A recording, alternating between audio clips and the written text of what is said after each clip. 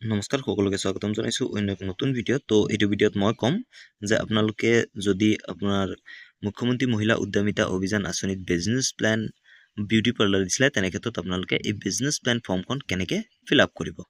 তো এই ফৰ্মখন মই আজি আপোনালোকক দেখুৱাম যে আপোনালোকে কেনেকৈ ফিল আপ কৰিব। তো প্ৰথমতে আপুনি কি কৰিব, বিজনেছ টাইপ তো ট্ৰেডিং মেনুফেকচাৰিং ছাৰ্ভিচ, যিহেতু বিউটি পাৰ্লাৰ ছাৰ্ভিচত পৰে তো ছাৰ্ভিচত টিক কৰি দিব। আৰু সাব কেটেগৰী আপোনাৰ ইয়াত দিয়া আছে ৰেফাৰ MMUA ফৰ্ম। তো MMUA এপ্লিকেশ্যন ফৰ্ম যোনখন আছে তাত আপোনাৰ দিয়া আছে, চাব তাৰ পৰা আপুনি সাব কেটেগৰীটো লিখি দিব যে বিউটি পাৰ্লাৰ বুলি আছে যদি। তাৰপিছত কি কৰিব, ইয়াত আপোনালোকে চাব পাৰে নেম অফ দ্য মেম্বাৰ। তো মেম্বাৰজনীৰ নামটো ইয়াত দিব লাগিব। তো মই এইটো ডেমোৰ কাৰণে মই দি দিছোঁ এনেই হৰ্ষিতা বৰা। তো নেম অফ দ্য মেম্বাৰত আপোনাৰ নামটো দি দিব। ইয়াৰ পিছত আহিব কণ্টেক্ট ডিটেইলছ। তো কণ্টেক্ট ডিটেইলছত আপোনাৰ মোবাইল নাম্বাৰটো এইটো বক্সত দি দিব। তাৰপিছত ইয়াত আহিছে SHG নেম এণ্ড কোড। তো SHGৰ ইয়াত নামটো দিব, মানে আপোনাৰ গোটৰ নামটো দি দিব আৰু কোডটো লিখি দিব। যদি আপোনালোকে কোডটো নাজানে তেনে ক্ষেত্ৰত আপোনাৰ গোটৰ প্ৰেচিডেণ্ট বা ছেক্ৰেটাৰীক সুধিব, আৰু যদি সিহঁতেও নাজানে তেনে ক্ষেত্ৰত সিহঁতক সুধিব দিব। ব্লকত যোনজন চাৰ্জত আছে আপোনালোকৰ গোটৰ তেখেতক সুধিব দিব, তেখেতে ডেফিনেটলি আপোনালোকক হেল্প কৰি দিব। তাৰপিছত ইয়াত আহিছে VOCLF। তো VOCLFৰ নামটো এইটো বক্সত দি দিব। তাৰপিছত ইয়াত আহিছে ডিষ্ট্ৰিক্ট। তো জিলাৰ নামটো ইয়াত দি দিব, এইটো বক্সত আপোনাৰ জিলাৰ নামটো দি দিব। তাৰপিছত ইয়াত আহিব ব্লক। তো ব্লকৰ নেমটো ইয়াত দি দিব। দি দিয়াৰ পিছত কি কৰিব, ইয়াত চাব পাৰে current annual income as on date. তো আজিৰ তাৰিখত আপোনাৰ এনুৱেল ইনকাম কিমান আছে, আপুনি ধৰি লওক 20,000 টকা এটা আপোনাৰ এনুৱেল ইনকাম আছে আজিৰ তাৰিখত। তাৰপিছত এণ্টাৰপ্ৰাইজ ষ্টেটাছ এক্সিষ্টিং। তো এতিয়া যদি আপোনাৰ যদি দোকান আছে এক্সিষ্টিং, মানে এতিয়াও আছে আপুনি চলাই আছে, তেনে ক্ষেত্ৰত ইয়াত এক্সিষ্টিং দি দিব। আৰু যদি আপুনি নতুনকৈ খুলিম বুলি ভাবিছে তেনে ক্ষেত্ৰত নিউ দি দিব। দি দিয়াৰ পিছত এইটো বক্সত আপুনি দেখিব পাৰিছে যদি ইয়াত নিউ দিয়ে তেনে ক্ষেত্ৰত ইয়াত NA হ'ব, মানে নট এপ্লিকেবল। আৰু যদি ইয়াত এক্সিষ্টিং লিখে, মানে যদি আপোনাৰ অলৰেডি দোকান আছে তেনে ক্ষেত্ৰত ইয়াত দি দিব লাগিব যে বিজনেছ এক্টিভিটি আপুনি কি কৰে তাত। যদি আপোনাৰ এক্সিষ্টিং দিয়ে আৰু যদি আপোনাৰ বিজনেছটো বিউটি পাৰ্লাৰতে আছে তেনে ক্ষেত্ৰত বিউটি পাৰ্লাৰে দি দিব। যি আপুনি কৰি আছে বৰ্তমান তেনেকৈ আপুনি দি দিব পাৰে। তাৰপিছত ইয়াত আহিছে types of business activity plan for. তো এতিয়া আপুনি কি বিজনেছৰ কাৰণে প্লেন কৰি আছে। তো ইয়াত আপুনি বিউটি পাৰ্লাৰে দি দিব, যিহেতু আপুনি বিউটি পাৰ্লাৰৰ ফৰ্মখন ফিল আপ কৰিছে তাৰমানে ইয়াত বিউটি পাৰ্লাৰে হ'ব। ইয়াৰ পিছত আহিছে মাৰ্কেটিং এণ্ড চেলছ প্লেন। তো মাৰ্কেটিং আৰু চেলছ প্লেনটো আপুনি কেনেকৈ কৰিব, ইন 1 or 2 words, এটা বা দুটা ৱৰ্ডছত লিখি দিব।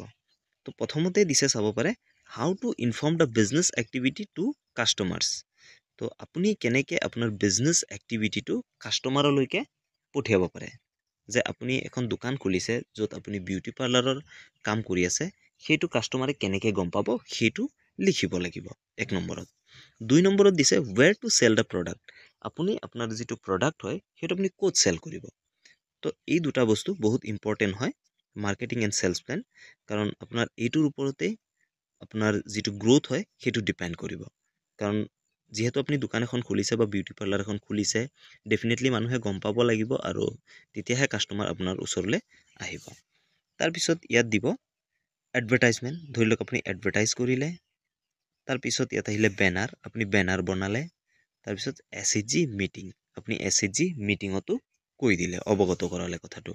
তো এনেকৈ লিখি দিব। আৰু যদি আপোনাৰ বেলেগ কিবা উপায় আছে যে আপুনি কেনেকৈ আপোনাৰ কাষ্টমাৰক জনাব, সেইকেইটা আপুনি ইয়াত লিখি দিব। তাৰপিছত ইয়াত আহিছে ৱেৰ টু চেল দ্য প্ৰডাক্ট, আপুনি ক'ত প্ৰডাক্টটো চেল কৰিব। প্ৰথমতে ধৰি লওক আপুনি মাৰ্কেট এৰিয়াত চেল কৰিব 1 নম্বৰত। 2 নম্বৰ ঘৰত চেল কৰিব। এনেকৈ আপুনি যদি আৰু বেলেগ কিবা আছে যে ক'ত ক'ত চেল কৰিব আপুনি প্ৰডাক্টটো বা আপুনি ছাৰ্ভিচটো দিব, যে বিউটি পাৰ্লাৰৰ কামটো হ'ব, সেইকেইটা আপুনি দি দিব পাৰে। তাৰপিছত ইয়াত আহিছে ফিনেন্সিয়েল প্লেন। তো ফিনেন্সিয়েল প্লেনটো দিব লাগিব, projected business plan for 3 years। তো 3 বছৰৰ বিজনেছ প্লেনটো দিব লাগে। তো প্ৰথম বছৰটো এতিয়া দিলেই হ'ব। এইটো দ্বিতীয় বছৰটো আপুনি চাব পাৰিছে, প্ৰথম বছৰটো দি দিলোঁ। দ্বিতীয় বছৰটো আপুনি চাব পাৰিছে এপ্লিকেবল ইন ছেকেণ্ড ইয়াৰ।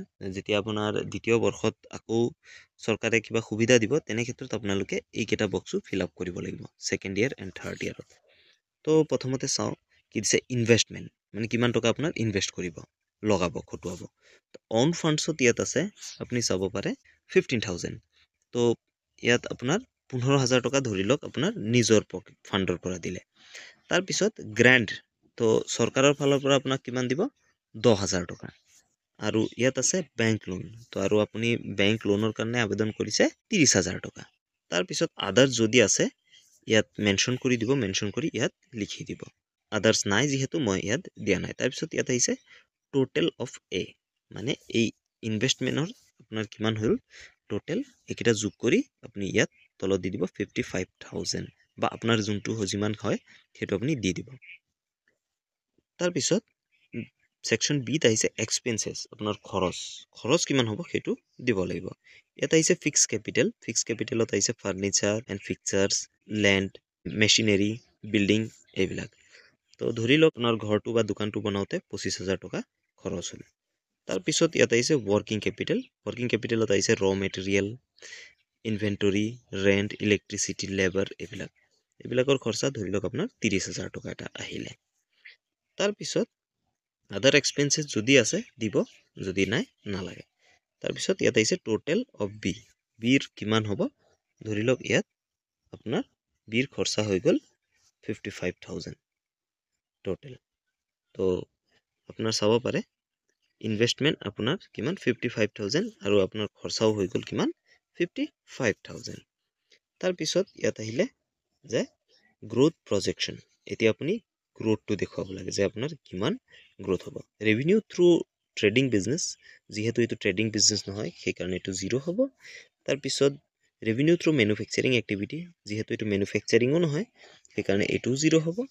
তাৰপিছত ইয়াত আছে ৰেভিনিউ থ্ৰু সাৰ্ভিস আপুনি যেহেতু এইটো এটা সাৰ্ভিস টাইপ হয় বিউটি পাৰ্লাৰ তো এইটো সাৰ্ভিসত ধৰি লওক আপোনাৰ ৰেভিনিউ কিমান আহিলে 80,000 rupees তাৰপিছত ইয়াত আহিলে আদাৰ ইনকাম তো আদাৰ ইনকাম যদি ধৰি লওক আপোনাৰ আৰু 10,000 টকা এটা আহিলে এক্সট্ৰা কৰবাৰ পৰা তো তেনেকে আপোনাৰ কি হৈ যাব টোটেল অফ সি মানে টাৰ্নওভাৰ কিমান আহিব আপোনাৰ 90,000 টকা তো ইয়াৰ পিছত কি কৰিব লাগিব আপোনাৰ নেট প্ৰফিটটো ওলাব লাগিব ইনকাম মাইনাস এক্সপেন্সেস তো আপোনাৰ ইনকাম কিমান হয় ইনকাম ধৰি আপোনাৰ 90,000 হ'ল টোটেল আৰু খৰচ কিমান হ'ল আপোনাৰ 55,000 তো আপোনাৰ কিমান ৰখিলে লাভ 35,000 তো এতিয়া আকৌ ঈদ দিছে total annual income of the member তো বছৰি টোটেল ইনকাম কিমান হয় এতিয়া আপোনাৰ নেট প্ৰফিটটো কিমান পালে আৰু বৰ্তমানৰ ইনকামটো যোগ কৰি দিয়ক আহি যাব আপোনাৰ নেট প্ৰফিটটো আছিলে 35,000 আৰু আপোনাৰ ইয়াত এনুৱেল ইনকামটো মই আপোনালোকক দেখুৱাও ইয়াত যদি আছে এটো আপুনি লিখিছিলে current annual income as on date 20,000 তো সেইটোৱে ইয়াত আপুনি চাব পাৰে ইয়াত আহিব 20,000 তো সমান কিমান হৈ যাব 55,000 আপোনাৰ 55,000 এটা এনুৱেল ইনকাম আহি আছে ইয়াৰ পিছত কি হ'ব সাবমিটেড বাই তো মেম্বাৰজনে সিগনেচাৰটো এটো বক্সত কৰি দিব তাৰ পিছত নেম অফ দা মেম্বাৰ তো মেম্বাৰজনীৰ নামটো ইয়াত লিখি দিব তাৰ পিছত ইয়াত কন্টেক্ট নাম্বাৰটো দি দিব দি দিয়াৰ পিছত ৰিমাৰ্কসটো ইয়াত একো লিখিব নালাগে আৰু বাকি যিকিটা সেকশন আছে ভেৰিফাইড বাই তাৰ পিছত এস আৰএলএম অফিচিয়েল নেম কন্টেক্ট নম্বৰ সেইকিটা ব্লকত কৰি দিব তো এটোৱে আছিল বিউটি পাৰ্লাৰৰ বিজনেস প্ল্যান আপোনাৰ কেনেকৈ ফিল আপ কৰিব আৰু ইয়াৰ বাহিৰেও যদি আপোনাৰ বেলেগ কিবা প্ল্যান বিজনেস প্ল্যান লাগে তেনে ক্ষেত্ৰত আপোনালোকে কমেন্ট সেকশনত মোক কৈ দিব মই ডেফিনেটলি আপোনালোকৰ কাৰণে এটা নতুন ভিডিও লৈ আনিম আৰু বহুত সাবস্ক্ৰাইবাৰ্স বহুত ভিউৱাৰ্সে মোক কমেন্ট কৰি সুধি আছে যে ইটো প্ল্যানৰ কাৰণে লাগে হিটো প্ল্যানৰ কাৰণে লাগে আপোনালোকে অকমান ধৈৰ্য ধৰক কাৰণ ভিডিও বনাওতে অকন টাইম লাগে আৰু ক্যালকুলেশন খিনিও মিলাব লাগে সেইকাৰণে অকমান লেট হৈছে আপোনালোকে বেয়া নাপাব মই যিমান পাৰো সিমানখিনি টপিক আপোনালোকৰ কাৰণে কভাৰ কৰিম ধন্যবাদ জয় আই অসম